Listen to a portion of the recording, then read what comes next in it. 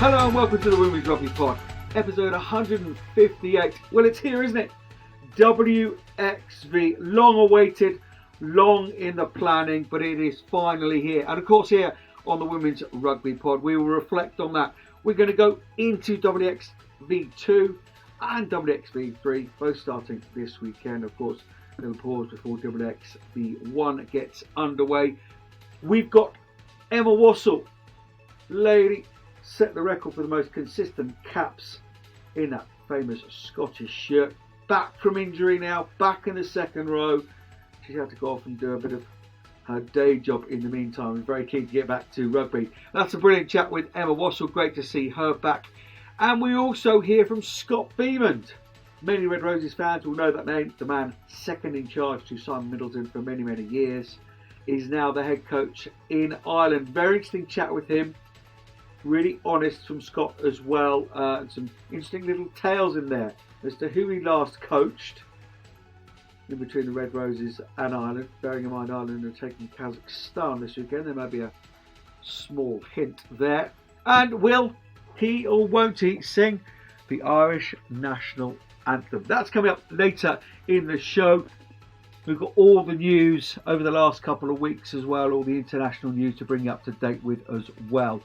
Before we hear from Emma, let's just tell you, if you've been under a rock of late, what WXV is. If you're coming to this new, it's the first edition of this Women's International Rugby Union tournament for the senior national teams, organised by World Rugby. Taking place, as we say, starting this weekend, going through to early November. The competition consists of 3 divisions: WXV 1, 2 and 3, obviously, with the 6 nations teams evenly divided across the 3 groups. The other participating teams were determined by regional competitions and play-in matches as well. WXV, hosted by New Zealand, will be played out in Wellington, Dunedin and Auckland. WXV2 in Stellenbosch and Cape Town, and Dubai for WXV3. So each pool consisting of 6 teams. So in WXV1, England, New Zealand, France, Canada, Australia and Wales. In WXV2, USA, Italy, Scotland, Japan, South Africa and Samoa. WXV3 consists of Ireland, Spain, Kazakhstan, Fiji, Kenya and Colombia. They will then be split into 2 pools of 3, and those teams will play across the pools, and then we come out to the winners. Let's not get into how tiebreaker situations are sorted out. We can come to that as and when. At the end of the competition, promotion and relegation. So the first placed in 3 will play the bottom of 2. Fairly obvious, isn't it? That will occur ahead of the next edition. The last place team in WXV3 will do a playoff against a team the highest world rank that did not participate in the competition for a spot in WXV3 for the next edition. No promotional relegation between WXV1 and 2 to take place in the inaugural season. Of course, there are going to be kinks when you first set up a huge project like this up. We can talk about the timing of the Men's World Cup, promotion, relegation and locations and broadcast and all the rest of it. But it's up and running, and that is hugely important. Huge amount of collaboration has gone into getting this up and off the ground. If we look across to the men's game, that global shock to that global competition can only be a good thing for the women's game moving forward, and that the funding that's having to go into some of these nations to get them up to that standard is really important. So huge credit to World Rugby getting this up and off the ground. Enough of me waffling on. Hopefully it's clear as mud how the competition sets itself out. But let's get into the Scotland camp now. Emma Wassell enjoying themselves ahead of the WXV and enjoying themselves in South Africa as well.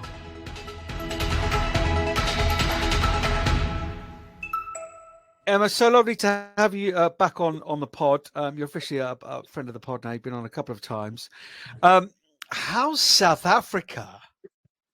It is very, very cool. It's very nice to be able to leave a pouring, raining, wet, horrible Scotland and then arrive in sunny South Africa. No, it's an incredible place. We were here in 2019, which now is like a long time ago, but it's really nice to be back. Oh, as ever, because you're such a bright lady, you already tapped into kind of one of my future questions. That tour back in 19, I'm going to just jump straight in there as you've mentioned it, almost seemed like sort of start of a bit of a journey for this group. Does it feel like sort of a bit of a birthplace, and therefore is it really nice? Because predominantly the squad is, that core of the squad is still the same. Does it feel like that, and nice, therefore extra special to be back? Yeah, 100%. That was 2019. That's obviously pre-COVID, which seems crazy, but yeah, that was two kind of back-to-back big wins for us, and kind of a real opportunity that we were able to show ourselves. We obviously had some rough games previously to that, and yeah, it was a big kind of confidence boost for us going forward, and knowing fine well. I remember being like, I'm at the kind of, we did a closing kind of ceremony thing with South Africa before we left, and they had already qualified for the World Cup in 2019. We didn't know what the qualifiers were going to be like, if we were going to be able to qualify. So they were essentially in preparation for World Cup then, and we just had so much of a journey ahead of us until we even knew we were going to be at a World Cup. So no, it really was the start of something quite special for us. So it feels full circle moment coming back. Well, great stuff. And on a personal note, you've been out for a little while. Give some details of that, if you can, and just on a personal note, how good it is to be back in the row. Yeah, I you know, like at the time when it's happening, it kind of feels like the end of the world. Like, we dedicate so much of our lives to this, and yeah, I got a knee injury pre Six Nations, something that's grumbling away for a long time, and yeah, it was time to get it fixed.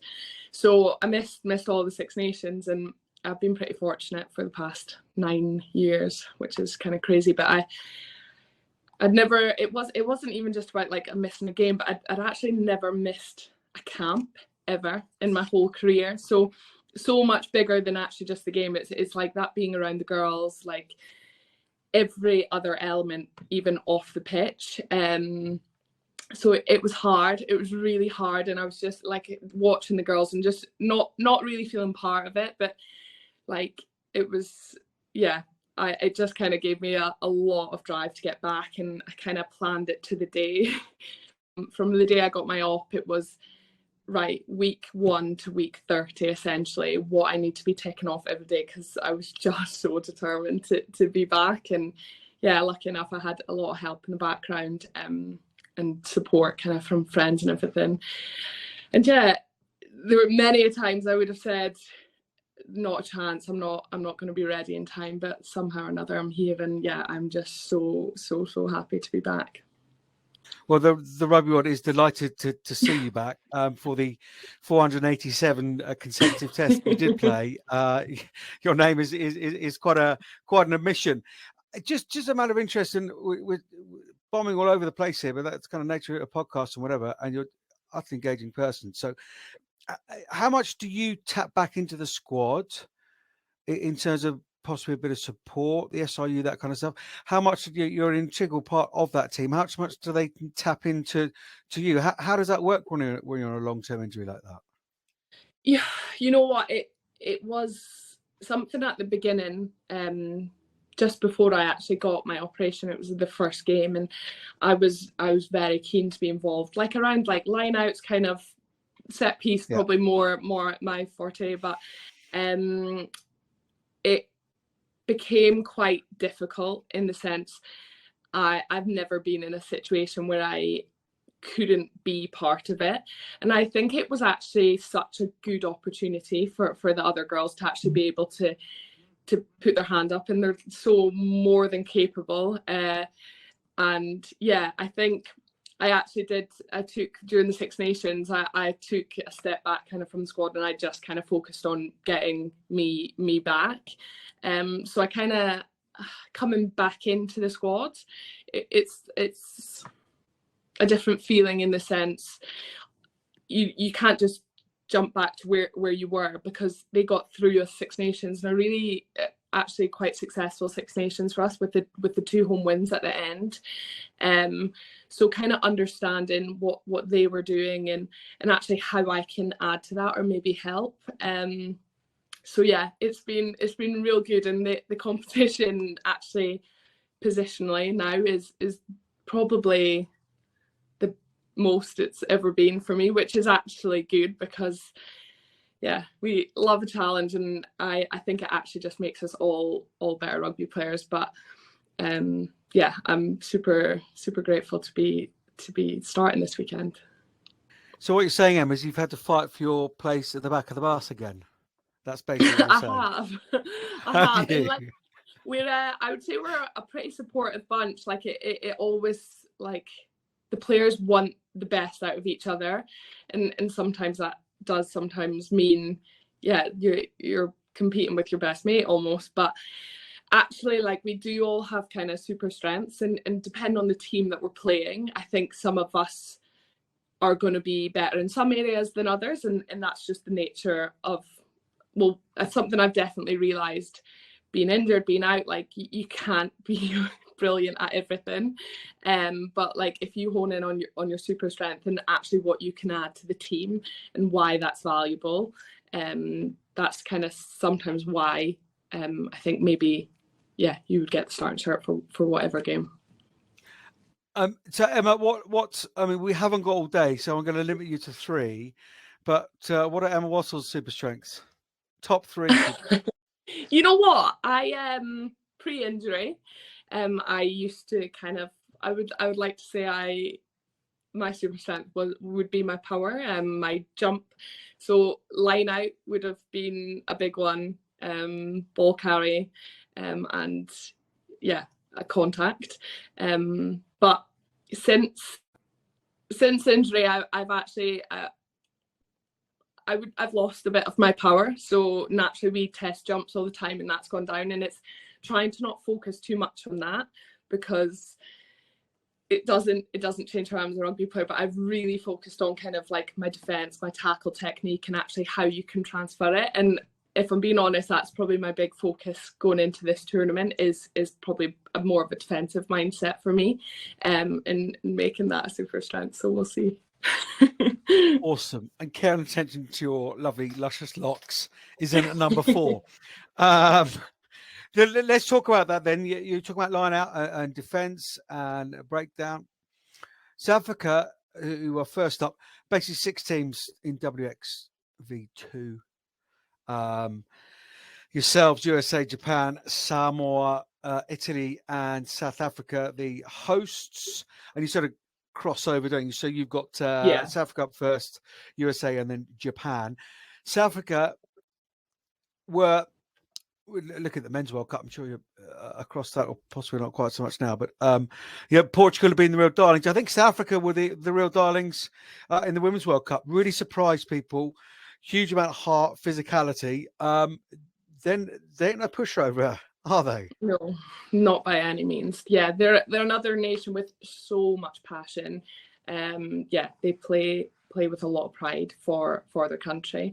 And yeah, there's something that no one can deny, is their physicality and their aggression, in terms of, yeah, it's going to be tough. And they have had a few test matches. They obviously played the Danes, they've also played Samoa, played Kenya as well. So I've had a few test matches, and actually you've seen them change a couple of things, whether that's been in the lineouts, tried out a few things. So they will be prepared coming into this match.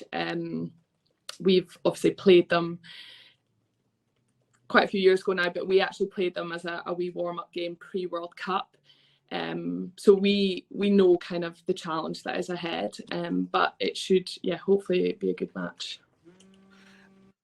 Are you stop ringing? She's live on a podcast. Whoever that rude person is ringing you, seriously, do you not know? It's live telly. Emma, what that person's put me right off my train of thought now. Have you spoken about this tournament? Because it is a new tournament, and it's the right step, and we can talk about timing and and not everything's going to get right. But I was talking to Scott Bemand earlier, and he was, the flight's taken off, and you got to get the beast in the air to start with, and that's exactly where we're at. Have you spoken about what constitutes success for these 3 games for this tournament for you as a group? Because it feels like a sort of half chapter page turn, if not a little more. Yeah, I think for us, qualifying obviously outright for WXV2 is probably the right place for us in this tournament, and I think actually most of the games are going to be really competitive, which I think is the best kind of thing for this tournament. We have 3 very different games, I would say, in the sense the physicality that we're going to face against South Africa. Actually against Japan, that is going to be a much higher pace game. We've obviously played all 3 teams before. I'd say USA are probably the closest to how we play, and we played them last summer, and that was a really close match. So I think we are thinking about the last time we've played these teams and actually what we can do to be better. We are targeting 3 wins, and I think actually 3 achievable wins, but I genuinely believe they're going to be 3 competitive matches. Yeah, 100% they are. They're just finishing up because it is night before the game, and I'm very conscious of that. It's at Stellenbosch University, the Danny Craven. It's a lovely, great little stadium. They what sort of 12, 16, 15,000, somewhere around that, isn't it? Yeah. I did go there on the way back from a wine tour, so I can't remember it a huge amount. But it's a lovely little ground. Are the teams staying close to each other? You sort of crossing paths with each other? Is that kind of got that slightly sevens feel to the whole thing? Yeah, it's so like it feels almost like a mini World Cup idea. We're in the hotel with Italy. I believe USA are in a hotel with Japan. I'm not too sure about South Africa and Samoa, but we've bumped into a few of the USA players out for coffee, and yeah, we see the Italians almost every dinner, breakfast, lunchtime. So it's actually really nice, and obviously a lot of the girls, kind of some of them playing in I wanted to say Prem 15s, but it is not anymore. That's okay. You kind of say it. WPR. Yes. Thank you very much. But if you say WRP, that's fine as well. Okay. But so yeah, it's real cool. It is really it's nice being able to bump into each other. But so yeah, so we're all nearby, close. Awesome stuff. How do you keep the numbers crunching away and fresh and sharp in your mind? The accountancy's had to go on a back burner, has it? It is accountancy. You're fully qualified, aren't you now? I actually went back to a bit of more accountancy when I was injured because, yeah, I needed something completely to distract the brain, and that's actually something I'm hugely grateful for that I was able to do that. It probably sharpened my focus on my rehab, because I had a distraction. So yeah, it was actually more accounting and rehab, and it just meant, I think when you do accountancy for a few months, it reminds you why you want to be a professional rugby player so much. So it's good to be back. I'm glad you said that, because I didn't want to say that in a polite way. So no, absolutely brilliant. Emma, thank you so much. As ever, an absolute joy to speak to you. Your energy all the way from South Africa, I can feel it. Go and enjoy the tournament, and all the best against SA tomorrow. Thank you so much. Thanks for having me again. I'm Lynn Cantwell, and you're listening to the Women's Rugby Pod. Great to hear from Emma. So passionate, isn't she? Not only about playing for Scotland, but that group as well. And you hear that about that Scotland group from those inside it. It's a special group to be in amongst. And yeah, been some bumps in the road, but they will certainly enjoy their time over in South Africa, I'm sure, and the games coming up. After you've heard all the latest news in the last couple of weeks, Scott Bemand, the Ireland head coach, is coming up on the WRP. But here's the news. New Zealand comfortably beat Australia 43-3 in the second of their O'Reilly Cup games. Good outing for the new coaches, headed up by Alan Bunting. England went on to win the second test at Saracens Ground, the Stonex Stadium, 29-12. Much tighter affair, tells you a great deal about the potential of the Canadians. And if you haven't heard Sophie Tagoudi from the last episode, go back and listen to that. She, again, very inspirational character. She is. Scotland breezed past Spain in their preparations for WXV, 36-5. Japan beat Italy by a single point, 24-25, while Wales overcame USA 38-18 at Colwyn Bay. That again sparked conversations about broadcast. My personal opinion is it's a very, very complex issue. Huge amount of moving parts, and therefore to point fingers is unwise. And a lot of the things being said out there, particularly aren't true. Broadcasters have to move in certain ways and do certain things, and quality and all the rest of it. These are very, very, very late announced fixtures. Any of these WXV games getting anywhere near television is brilliant, because it's just schedules are done so far in advance. So here in the UK, WXV1 games between Wales and their opponents and England as well on ITVX. So fair play to ITV for getting those out there. Back to the results. Hong Kong snuck past Colombia 31-28 in preparation for the South Americans WXV campaign. But some result that is for Hong Kong ranked 8 places lower than Colombia. They'll be sniffing a place in that WXV3. The Barbarians, we spoke of them in the last episode. Again, if you haven't heard that, the likes of Lindsay Peat and El Snowsill, brilliant chat we had with them. They beat Munster 12-45 to round off their autumn tour. Stockers, if you need a bag man for the next one, please let me know. Back to our deep dive into WXV, this time into Pool 3. Let's just remind you, Ireland in that pool with Spain, Kazakhstan, Fiji, Kenya and Colombia. But is it Kazakhstan they start their campaign with? And Scott Bemand, the new head coach, has a little bit to tell us about that nation and his introduction to the job and being a number 2 man and now being the head man. Here's Scott Bemand. Absolutely delighted to be joined by Scott Bemand on the WRP. Of course, we all know Scott Bemand from many days in the Red Roses coaching box. Now, the grand fromage of our Irish women's rugby. Scott, how are you? Where are you? What's the temperature? So we're in Dubai for WXV3. The temperature is slightly warmer than the 16 degrees in Dublin that we left. I think we tipped the scales on 40 odd the other day. So it's warm, but it's okay. And in terms of your logistics, getting out there and what have you, how much time have you had together in the build up to this new incredible global competition? Probably similar to a lot of teams, really. We've sort of been in situ for a month, so we've had a good sort of 4 weeks. But outside of that, there's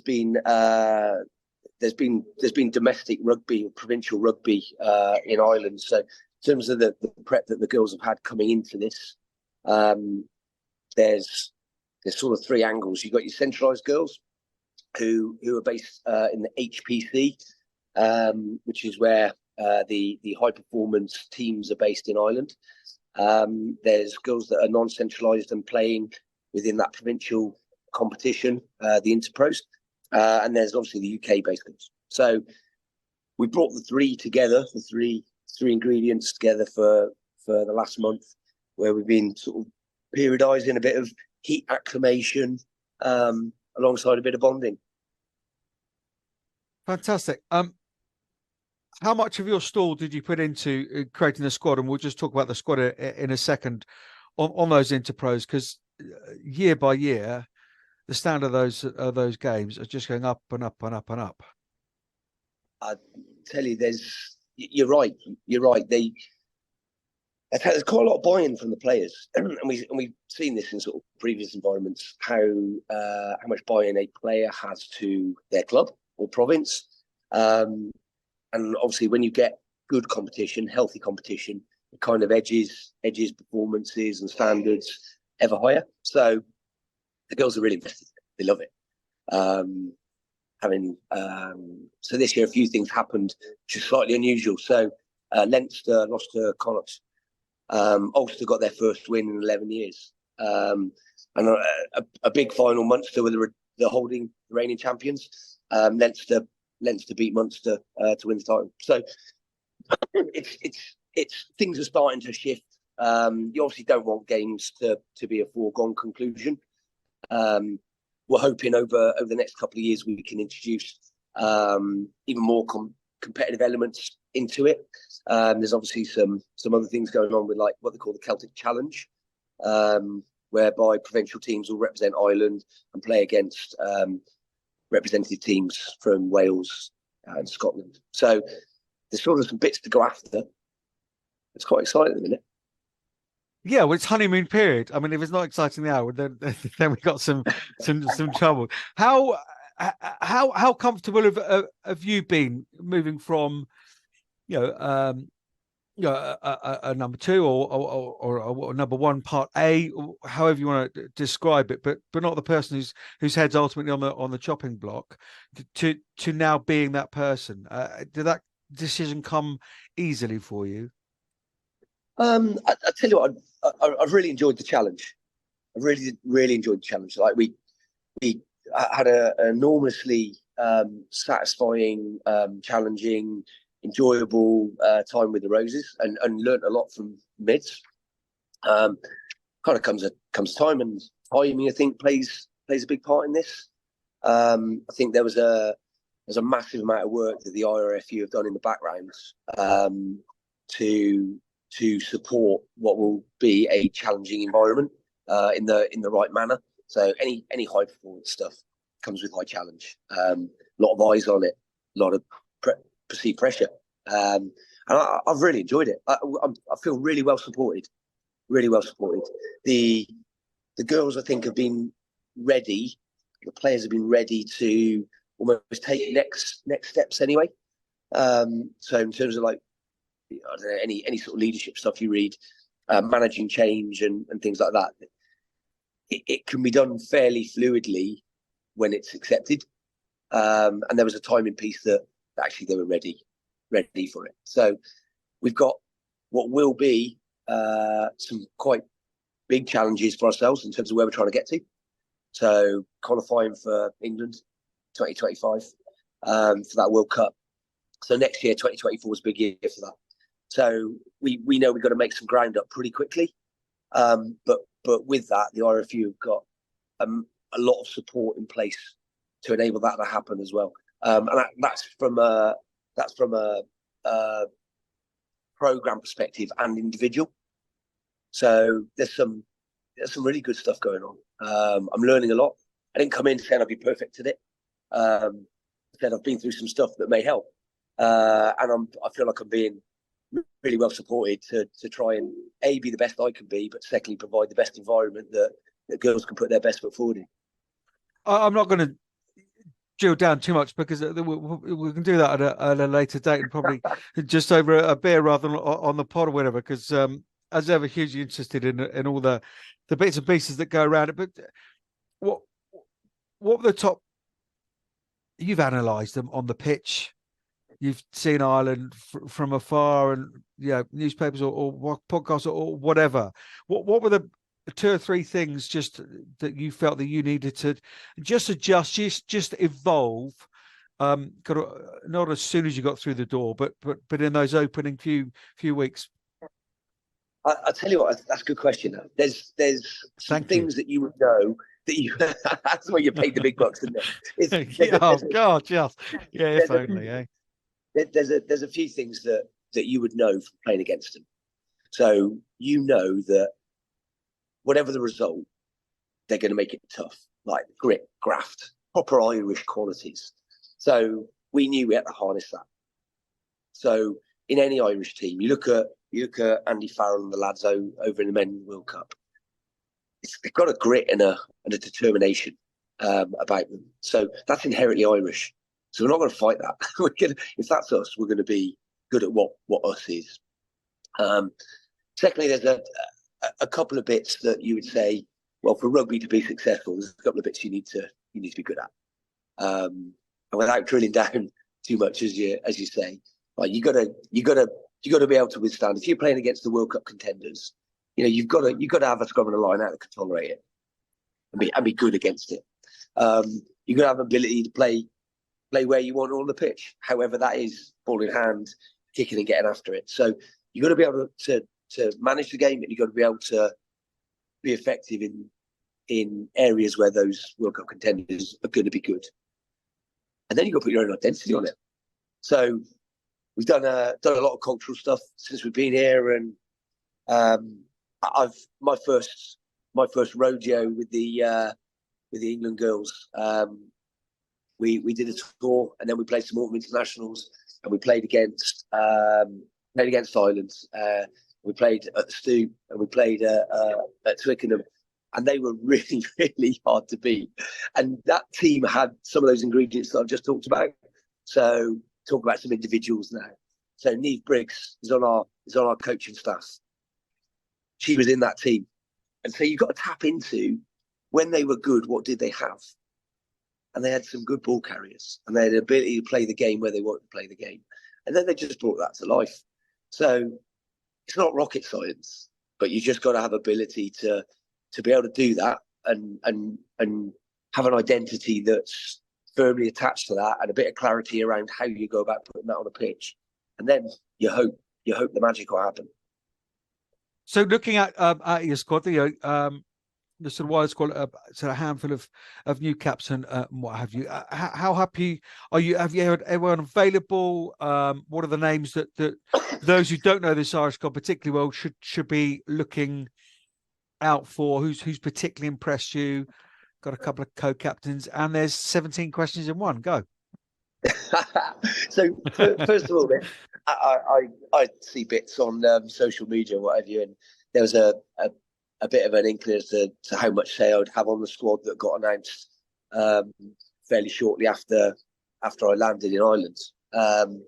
So I obviously knew I was getting this role a short while before that, and obviously there was rugby going on in Ireland through the Interpro, so I was able to get eyes on. So got a good coaching staff that I'm told feel like they've got a bit of life breathe back into them, and we're stretching ourselves to be better all the time.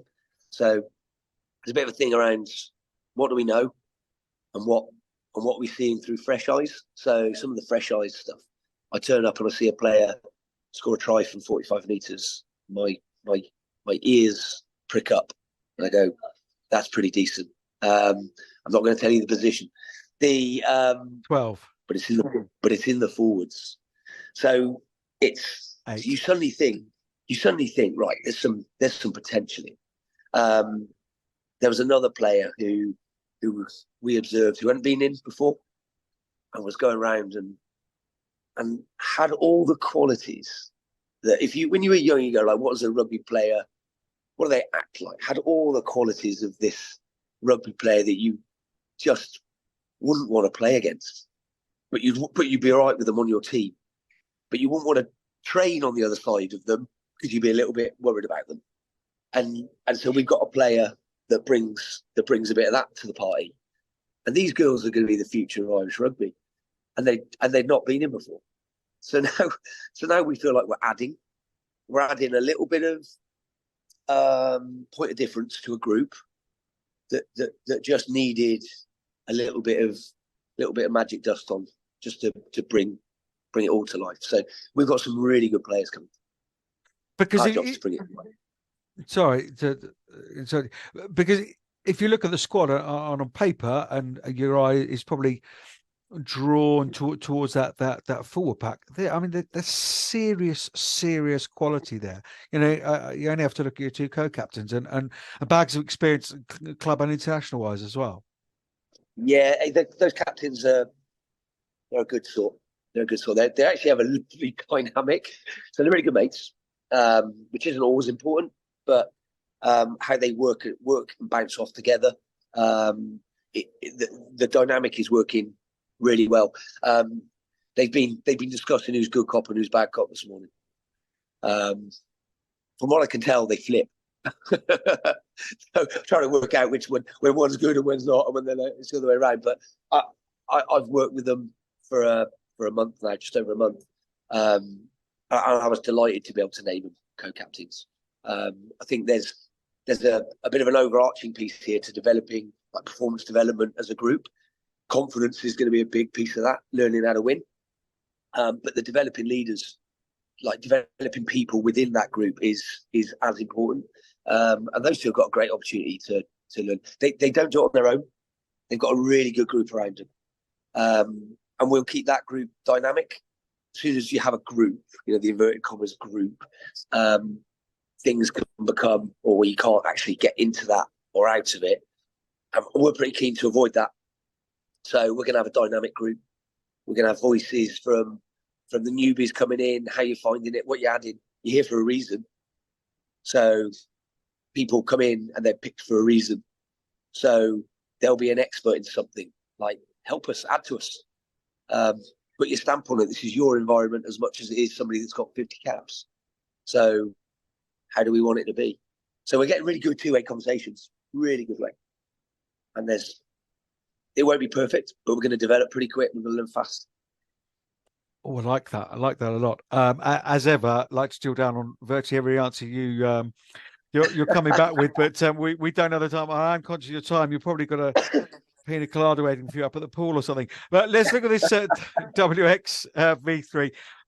Just generally, we can talk about timing and visibility for the entirety of WXV in this first kind of cycle, but ultimately the idea is a bloody good one, isn't it? I think there's a couple of things they've got to get after, isn't there? You almost need to grow the game worldwide. So 100 nils don't really interest people. If we're going to put bums on seats, we need good competitive fixtures throughout a World Cup, and qualifying processes, whether that's Asian Games, whether that's Six Nations, Pac-4, whatever. So we're trying to grow the game across the lot. See, there's massive goodwill to do that. Massive goodwill. Totally agree. Yeah.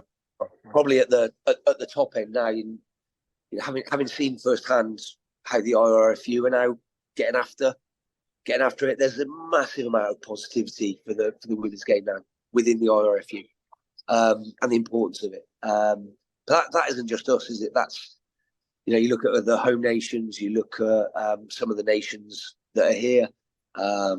We've been talking to some coaches from Kazakhstan, and how they're trying to grow their game. So there's a worldwide piece going on here. So it's important. It was important to get the plane up off the runway, which I think this first edition kind of will. It use this term 3 times. It won't be perfect, but it'll get it going. It'll start the wheels in motion. There's been a few thoughts, isn't there, around it being at the same time as the Men's World Cup, but actually it sits where it sits at the moment. We can deal with it. In Ireland, there is a massive amount, a massive fan base of rugby-ness around the place at the minute, and it's been generated by the guys' World Cup challenge and challenges, and ongoing hopeful performance. But there's people getting on the back of it, and people are excited to talk about rugby, and Ireland Rugby. We're part of that, and we're going to be hopefully spreading a bit of positivity alongside that. Yeah, absolutely. You talk about that competitive nature. You start up with Kazakhstan at the weekend, then Colombia, and then Spain. Is that, on a personal note, a nice way to start your coaching career? Because these aren't, as you say, tier 1 teams, but I mean, Kazakhstan, in the past, a great force in women's rugby. Colombia, we've seen them do some decent things out in Dubai before. and Spain will be a very good challenge. I think the flow of games is perhaps falls into our favour. There'll be performance expectations. Stuff wearing a national shirt, wearing an Ireland jersey, being part of winning performances is going to be crucial to that. But there's a bigger piece at play here, and it's sort of the next World Cup, growing confidence in successful performances, building our identity, building our training identity. Now, Kazakhstan actually, it's a bit of a story here for you, Johnny. You'll enjoy this. I've not said this to many people, so you get a bit of an expose. So, as you know, finishing with the Roses, I was unemployed for a few months. So I did a World Rugby piece, a World Rugby consultancy piece. So I went over to Kazakhstan. So myself and Guy Lewis from London Irish, and it was brilliant. It was brilliant. I did not would know only that. talk about it. Not many people do. I would only talk about it positively, in terms of where they are in the journey. But I guess there's a couple of reasons. I told you. World Rugby investing in helping coaches to become better. I think that's crucial. How much I actually coached them, it wasn't a player to coach piece. It was more coaching the coaches and helping them set up an environment that would lead to growth. So it was a wonderful country to go and visit. Okay, it's not probably somewhere I'd have gone just on my normal trodden path, and it was fascinating. And the level of buy-in and what have you from players and coaches, they've got buy-in. Yes, they've got a few years to go and grow through. They probably wear more of a sevens hat at the moment because that's a government-funded sport and they're playing the Asian Games.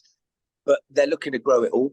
And I sort of post this weekend, I wish them the best.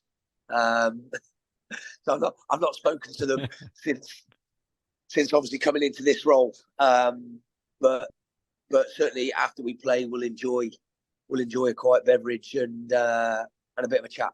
And if there's continued things that we can help with in terms of growing them, then you never know, dear, in the future where there's training hit outs for opportunities against these teams, things like that. But so it was a really interesting and quite wonderful country, really. I can't sort of speak highly enough of it.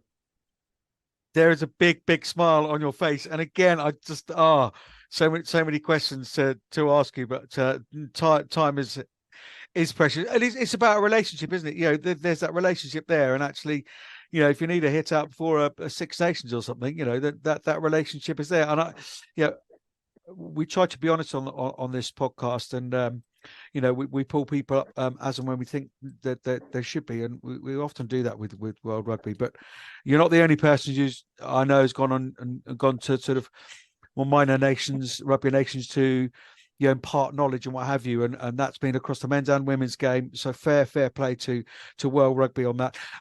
Scotty, we've got to wind ourselves up. Just the final question, and probably the most serious of the lot is how much sun cream did you take with you as an Irish squad to Dubai? A boatload. No, it's going to be all right. Like I said, it's a factor, though, isn't it? It's a factor. Yeah, without a doubt. You tried running around after your kids, when you go away for a bit of warm weather holiday and what have you, and it soon catches you out. But we got a well-resourced staff here, and with a lot of shared knowledge. So there's been plans put in place. Yes, it's warm. Yes, it's sunny. It'll be the same for everyone. The bits we can control, yes, we've got strategies in place, and we'll use them. But for us, it's at least we know we're not going to play in the rain.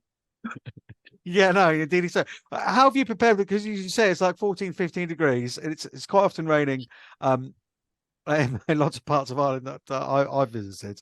How do you train for 40-degree heat in Dubai then? And the slippiness of the ball with the humidity. Well, yeah, you can. there's a few things technically and tactically you can do, physiologically. Like the Sevens share the same building, so we get intel. They're going away. They're playing in Dubai. They're playing in humid places over in your sort of East Asia. So there's intel. They've got strategies. They train with altitude. They train in heat chambers. They kind of use that as a bit of bonding as well. It's a good opportunity to test your mental prowess when you're doing a spin class in 40-degree heat. So there's been a few things that have gone on, a few things that have been a bit of an experience for the girls. So hopefully it leads them to being in quite a good place. But there's nothing like the test to test it. So we'll see how we go. Oh, great stuff. And just finally, are you going to sing the Irish anthem, or are you going to be a non-singer? Have you learnt the words yet? That's your best question you've asked.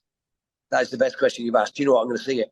A big part of buying into an environment is you buy into the environment. And I know I'm from England, and do I support? Am I supporting Steve and his team out in the World Cup? Of course I am. Andy Farrell's an Englishman. I'm supporting Andy Farrell and his Irish team out in the World Cup as well. So I'm buying into the group. The group have bought into me. I've asked them to do a couple of things that would take them out of their comfort zone, and they've done it. So they're buying into things I'm asking to. I want to 100% buy into them. I will sing their national anthem, yes. Awesome.